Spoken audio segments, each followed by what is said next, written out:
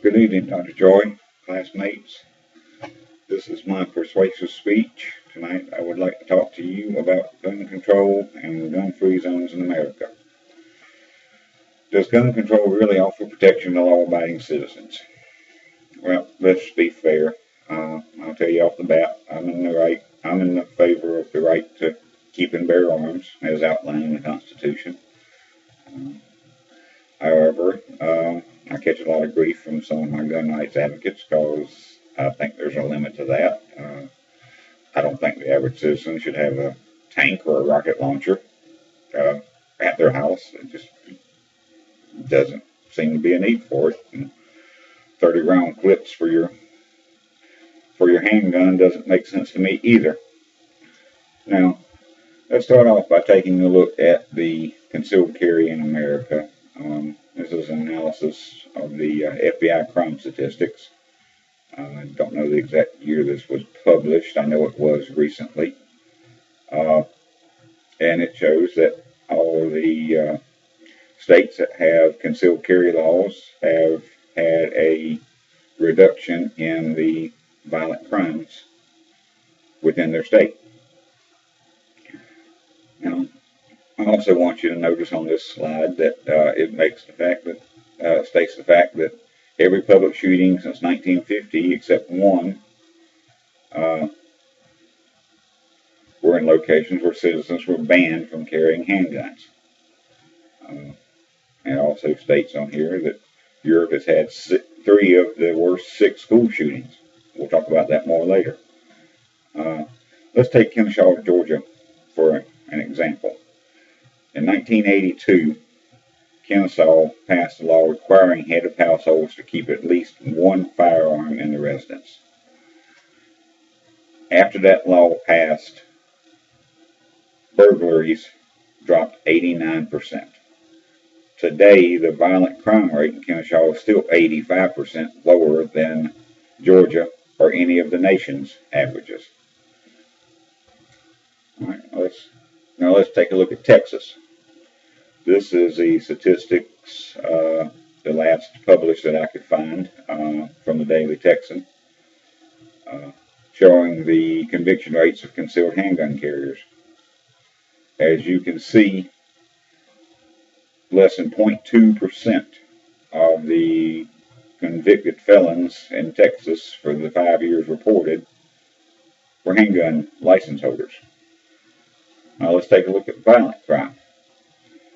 Now, violent crime in Texas, you can see with the exception of 2011 and 2010, was fairly low as well, and still not bad. It's 6 out of 573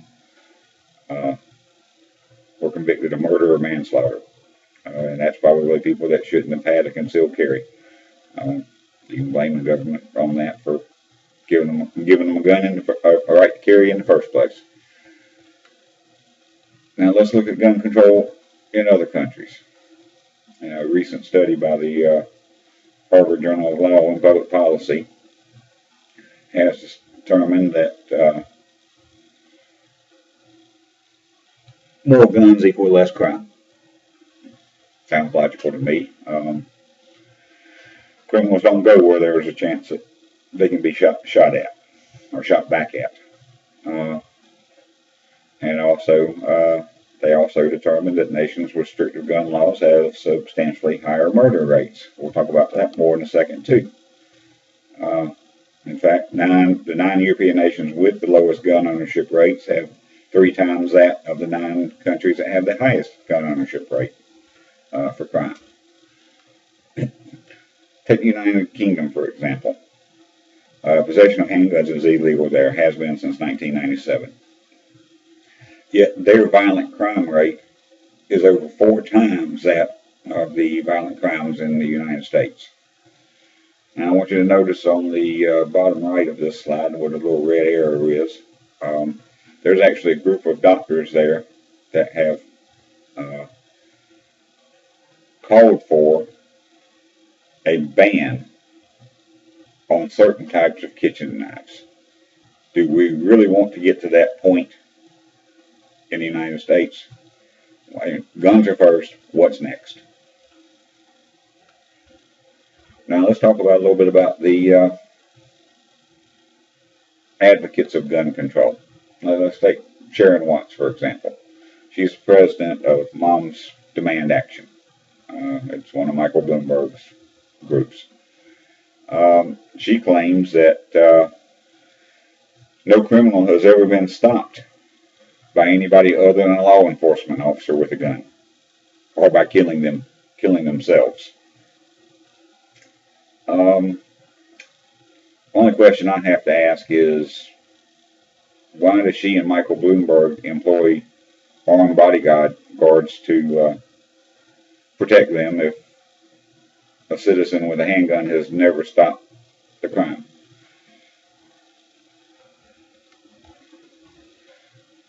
Alright, now on this next slide here, killers seek gun-free zones before attacks by John Lott. He claims that time after time these killers pick places where civilian guns are banned. Pretty logical.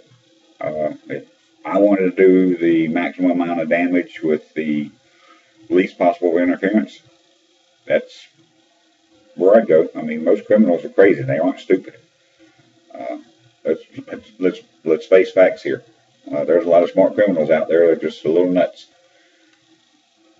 Now let's take some other facts to consider, as we were talking about earlier. John Lott also discussed this, that every public shooting since 1950, with the exception of Congresswoman Giffords, was in a place where handguns were banned by citizens. Here's some even more interesting facts. Since 1994, Dr. Brown here claims that the Gun-Free School Zones Act made schools an attractive target for disturbed teens. They knew there were no guns in the schools, so why not? Even around here, majority of the resource officers, police officers in schools don't carry handguns. What are they going to do? Hide with everybody else. Alright, now this is just something I picked up off the internet, off of Facebook. I would go to an establishment like this that had this sign posted, as long as it wasn't a bar. Let's face it, I don't think alcohol and guns mix, but that's just a common sense sort of thing. And my idea of gun control is being able to hit your target. Now let's talk about a few other things. The last point I want to bring up. Let's talk about some environmental considerations. You got a picture of a bobcat over there. You got a picture of a rattlesnake. I live in the country. I don't know where my classmates live or anybody else that's watching this. But living in the country, I can tell you I've run across both of these. Stepping out of your car at 11 o'clock at night and hearing a bobcat scream at you from 10-15 feet away, it's a pretty scary feeling. Luckily my car was unlocked still. As far as a rattlesnake, I have been walking up to the house, and there was a rattlesnake curled up on the sidewalk between me and the house. Not crazy about killing animals unless I have to, but shotgun one that day, and always will. So, I hope I've given you something to think about. I know you'll do more research if you're really interested in this, or you've already made your opinions up, but I appreciate the opportunity to talk to you, and have a good evening, and I look forward to our next meeting. Have a good night.